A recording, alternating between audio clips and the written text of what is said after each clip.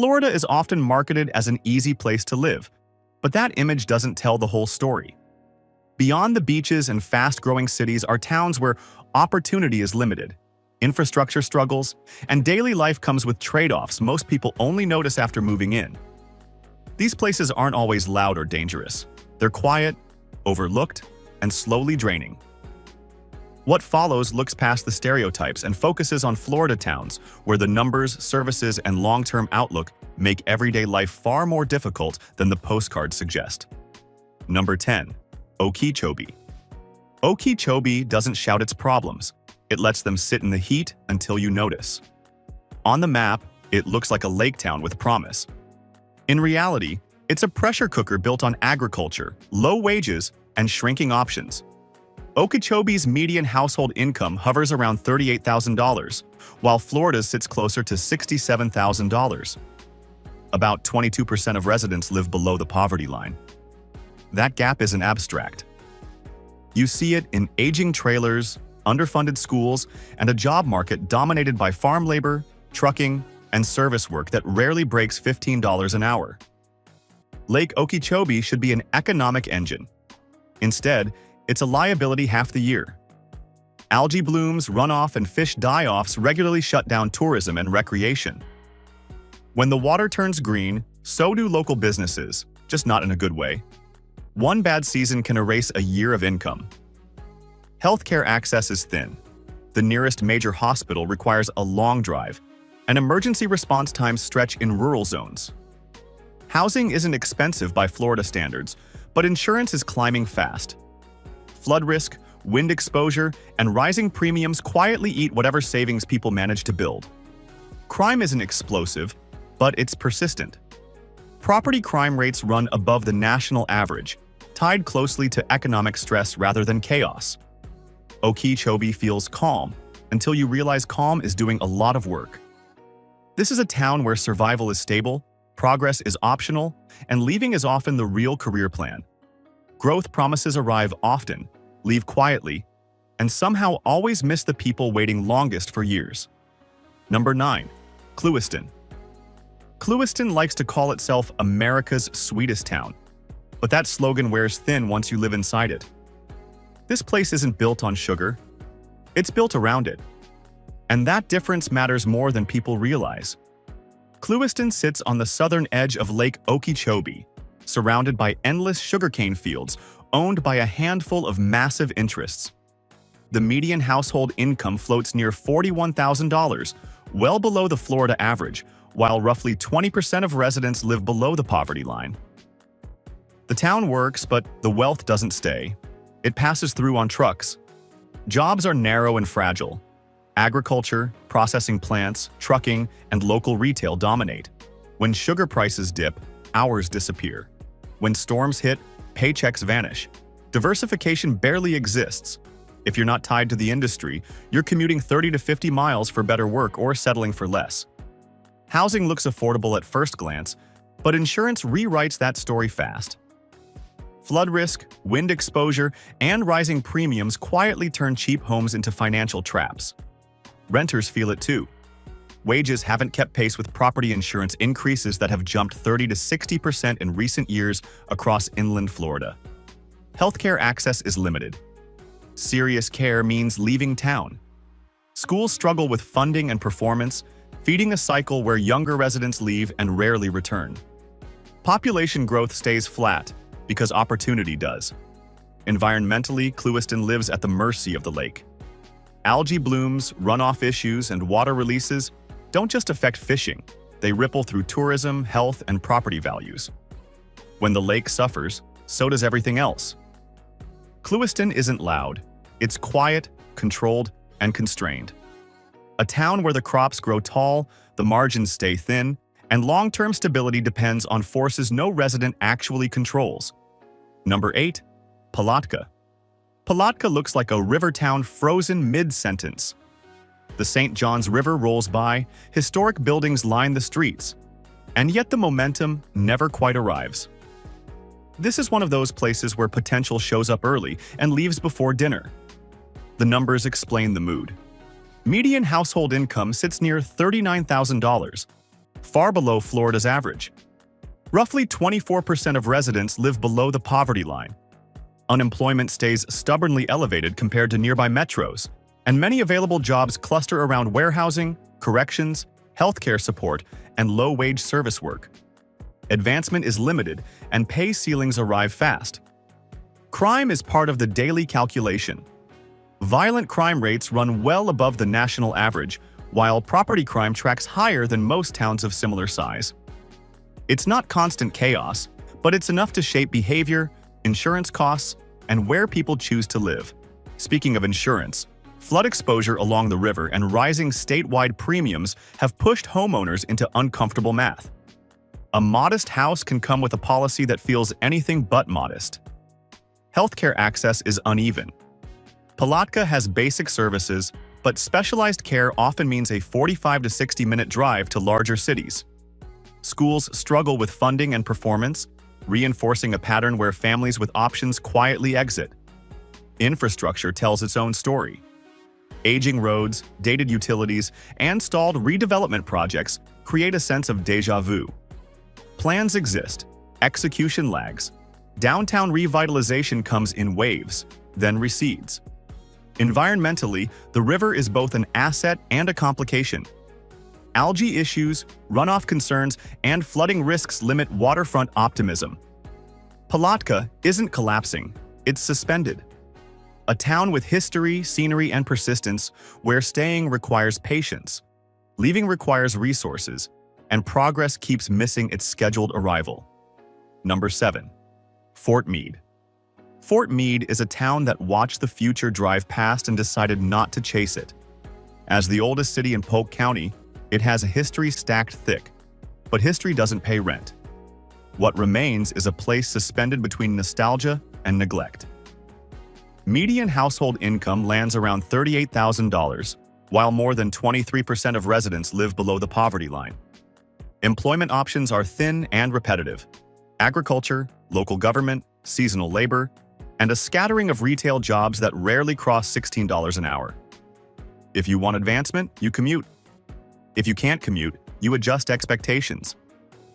Housing looks affordable until insurance enters the chat. Older homes dominate, many built decades before modern building codes. Wind, flood risk, and statewide premium hikes have pushed policies up 40 to 70% in recent years. Repairs add another layer, since aging infrastructure means pipes, roofs, and wiring fail on their own schedules. Schools struggle with funding and outcomes, reinforcing a cycle where younger families leave when possible. Healthcare access exists at a basic level, but specialized care requires a long drive. Emergency response times stretch in rural pockets, quietly raising risk. Downtown tells the clearest story. Antique stores, closed storefronts, and buildings waiting for a purpose create an atmosphere that feels paused. Development plans surface occasionally, then fade. The tax base is small, and every improvement requires trade-offs. Crime isn't extreme, but property crime trends higher than expected for a town this quiet. It's tied less to disorder and more to economic strain. Fort Meade isn't falling apart. It's wearing down. A place where calm feels real, progress feels optional, and staying means accepting that tomorrow will look a lot like yesterday. Number 6. Mulberry. Mulberry sits in the shadow of bigger Polk County names, and that shadow shapes everything. Once powered by phosphate mining, the town now lives with the aftermath more than the benefits. The industry built it, then moved on. Median household income hovers near $45,000, still trailing state averages, while roughly 18% of residents live below the poverty line. Jobs exist, but they're narrow. Logistics, warehousing, mining-related services, and retail. Wages flatten quickly, and economic mobility feels capped early. Environmental concerns are impossible to ignore.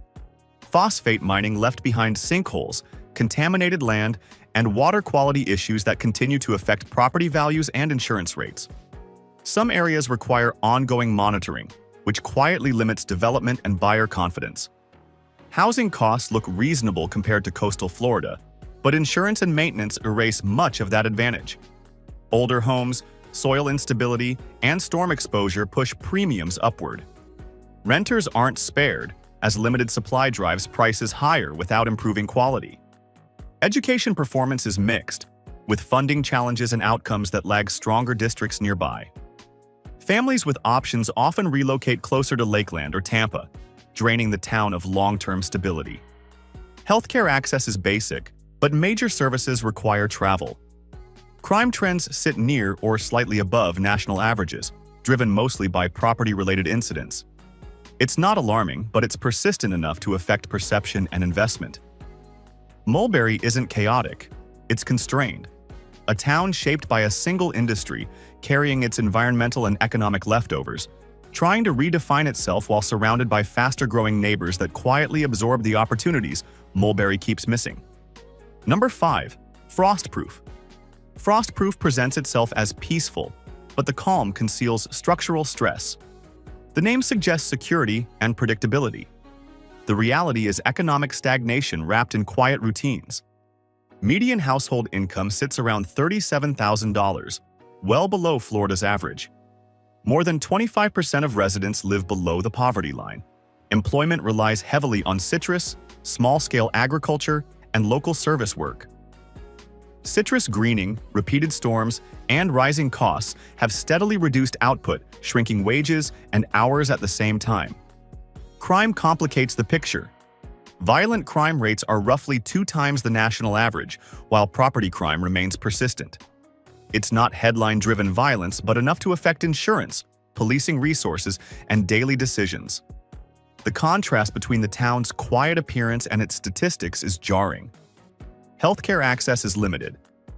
Basic services exist, but hospitals and specialists require long drives, creating risk during emergencies. Schools struggle with funding and outcomes, making long-term family planning difficult. These constraints push younger households toward larger cities, leaving behind an aging population. Housing initially appears affordable. That illusion breaks once insurance enters the equation. Wind and flood exposure, combined with statewide premium increases of 30 to 60% in recent years, have turned modest homes into long-term financial commitments. Infrastructure adds friction. Roads deteriorate faster than they are repaired, and broadband reliability limits remote work options. Commercial activity is sparse. Businesses close early, downtown investment moves slowly, and new development rarely scales beyond small renovations. Growth plans exist on paper but stall in execution. Frostproof doesn't unravel, it settles. A town where time moves gently, costs rise quietly, and opportunity remains distant enough to feel theoretical rather than attainable. Number 4. Century. Nothing in Century feels temporary except its future. Sitting near the Alabama border, this town operates far from Florida's growth corridors and even farther from momentum. What remains is a community trying to function while quietly questioning how long that's possible. Century's population sits at roughly 1,700 and continues to trend downward. Median household income remains near $30,000, with more than 33% of residents living below the poverty line. Economic opportunity is scarce and narrow. Local employment revolves around small retail, limited municipal work, corrections-related jobs in nearby areas, and low-wage services that cap advancement early. Long commutes are common for anyone seeking stability beyond survival. Municipal finances have been a persistent weak point. Multiple state audits uncovered hundreds of thousands of dollars in mismanaged or unaccounted funds over the past decade. These findings stalled development plans, delayed infrastructure repairs, and eroded public trust. Governance feels reactive rather than strategic, as basic operations consume nearly all available resources. Infrastructure reflects years of postponement. Water systems suffer from leaks and pressure issues. Roads show deep wear with limited resurfacing. Broadband access remains unreliable, restricting modern employment and education options. Public services function, but barely, often stretched thin across too few workers. Healthcare access adds another layer of vulnerability. Hospitals and specialists require lengthy drives, increasing risk in emergencies. Schools struggle with funding and performance, reinforcing a pattern where families leave when they can, shrinking the tax base further. Crime rates are not extreme, but property crime runs higher than expected for a town this small. The root cause is economic fatigue rather than volatility. Century has even discussed dissolving itself as an incorporated municipality. When a town debates its own existence, the signal is unmistakable. This is not collapse. It is prolonged uncertainty, where staying means endurance, leaving requires means, and progress waits indefinitely for conditions that never quite arrive. Number 3. Pahokee. Pahokee exists in one of the strangest contradictions in the state. It is bordered by water, surrounded by fertile land, and positioned next to industries worth billions, yet daily life operates on scarcity. The environment suggests prosperity. The economy never follows through. Median household income hovers near $32,000, while Florida's statewide figure exceeds $65,000. During past downturns, unemployment has surged beyond 25 to 30%, revealing how narrow the local job pipeline really is. Agriculture dominates, supported by seasonal labor and limited public sector work. When harvest cycles slow or contracts end, employment evaporates quickly. Municipal finances are under constant pressure. A shrinking tax base limits road maintenance, water system upgrades, and public services. Residents deal with aging infrastructure, delayed repairs, and utility costs that feel disproportionate to income. Insurance compounds the problem. Flood exposure near Lake Okeechobee and storm risk have pushed premiums steadily upward, erasing the benefit of low home prices. Healthcare access is restricted. Routine care exists, but specialized treatment requires long-distance travel. Schools operate with constrained budgets, affecting performance and resources. This fuels a pattern where younger residents leave early, reducing long-term stability even further. Crime levels are not explosive, but property and violent crime remain elevated compared to similarly sized towns. The cause is less disorder and more economic exhaustion. Pressure accumulates slowly and expresses itself quietly. Then there is football. Pahokee produces elite athletes at a rate that far exceeds towns many times its size. Sports become an exit strategy, not recreation. When opportunity narrows, excellence becomes the only visible ladder. Pahokee isn't chaotic or dramatic. It's persistent, strained, and surrounded by wealth it never controls. A place where beauty is constant, systems lag behind, and survival depends on resilience rather than momentum. Number 2. Belle Glade. Step into Belle Glade and you immediately notice the imbalance. It sits at the center of one of the most productive agricultural regions in the United States, yet the town itself operates in near-permanent economic distress. Miles of sugarcane generate billions of dollars annually, but very little of that wealth circulates locally. The result is a community surrounded by output and starved of return. Median household income remains around $26,000, compared to Florida's statewide median of roughly $67,000. More than 35% of residents live below the poverty line, while the national average sits closer to 11 to 12%. Unemployment routinely ranks among the highest in the state, often exceeding 10 to 12% during slow seasons, and spiking much higher when harvest cycles end. Crime adds another layer of pressure. Violent crime rates are approximately 60 to 65% higher than the national average. Property crime is also elevated, pushing insurance costs upward despite low property values. Rent may look affordable on paper, but limited supply and rising premiums change the calculation fast. Infrastructure reflects decades of underinvestment. Road conditions lag behind county averages, drainage struggles during heavy rain, and utility maintenance is frequently delayed. Schools operate with reduced funding, overcrowded classrooms, and lower performance scores compared to neighboring districts. Graduation rates trail state averages by several percentage points, limiting long-term mobility. Healthcare access exists at a basic level, but specialized care requires travel 30 to 60 miles, adding cost and risk. Environmental exposure compounds the strain. Agricultural runoff, Air quality issues during cane burning and proximity to Lake Okeechobee create recurring health and quality of life concerns. Housing stock is aging. Many structures were built decades ago and require constant upkeep.